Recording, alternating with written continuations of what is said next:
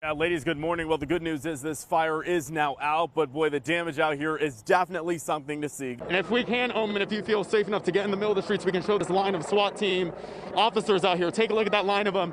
Were you hit, sir? Huh? Were you hit? In the back. Yeah, Todd, and things got really intense here just in the past couple of minutes. I'm going to step out of the way here and get you a look. I mean, we're talking about schools for sure closing now, and also casinos on the Las Vegas Strip doing the same. But Governor Sisolak urging everyone that we will be able to get through this together. A number of people we can see out here, and I want to also show you, to put things into reality, just how serious this is. The front doors here, the Bellagio, those rotating doors, you can see they're now covered up with plywood. This is the first big snow of the season, and as you can see, the snow is coming down pretty well out here, and there's enough snow on the ground, of course, to pick up and definitely throw around. Sorry, I had to make my photog a target there. Family members, including Ronnie's sister, stood beside his car here at the trailhead waiting for him to return. It's believed this is where he parked and then ventured off on what would be his final hike, Ronnie never returning.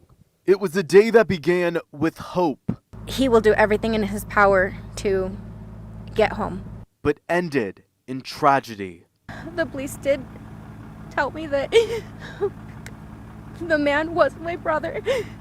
Karsta Lucas says the body found by Metro Police at Red Rock Canyon today was her brother, 33-year-old Ronnie Lucas.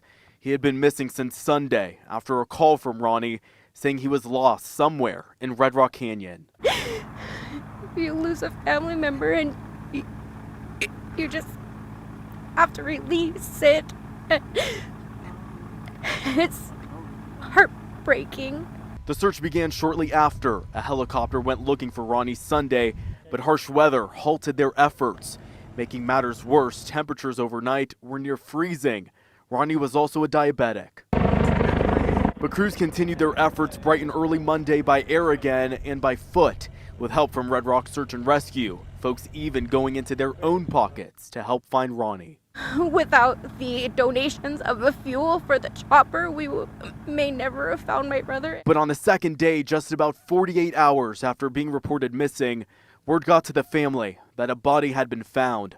Karsta says police were able to confirm it was Ronnie by his belongings. He had all of his gear on him. Now this heartbroken family is trying to find some peace in the fact that his body has been found, but that doesn't replace the pain that he's now gone.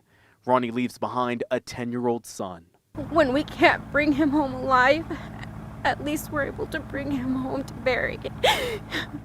And making matters even more heartbreaking, Ronnie's family members were actually returning from a hike of their own to look for him when they had found out from police that a body had been found. Reporting at Red Rock Canyon, I'm Austin Carter, 13 Action News. And we're continuing to spread that holiday cheer this year. The man you're about to meet lives right here behind me. He's spent countless years helping the homeless population here in our valley. And today we're hoping that we can continue to help him with that mission. If you ask Thomas Randall Elb why he does what he does, you immediately get the sense that his heart is pure and his desire is to change lives.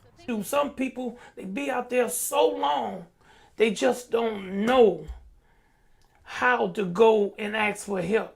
Since 1996, Thomas has been behind the wheel at Straight from the Streets. It's a nonprofit organization working to help homeless people. And with some help, we're going to show Thomas how the community wants to say thank you. They did. Good to meet you, Thomas. How you doing? His home is his office, where he works to get available services and food to those who need it most. It was a shared passion between Thomas and his wife, Linda. She passed away a few years ago.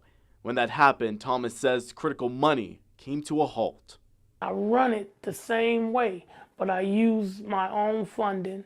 The way that I work with the homeless, a government grant don't allow it. And now using his own funding, he's doing the best he can. His focus, trying to get homeless individuals identification cards. Because if they don't have that Nevada ID, there's no services available. But today, a well-deserved assist. The Vegas Golden Knights Foundation, they want to help you get homeless people off the streets. So they're going to pick up the cost for 50 IDs to help Nevada's homeless. That's good. Yeah, and you'll be able to get that funding at an event that's going to be held in your honor. This is your golden ticket to get you in the door. So thank you for all your help in the community.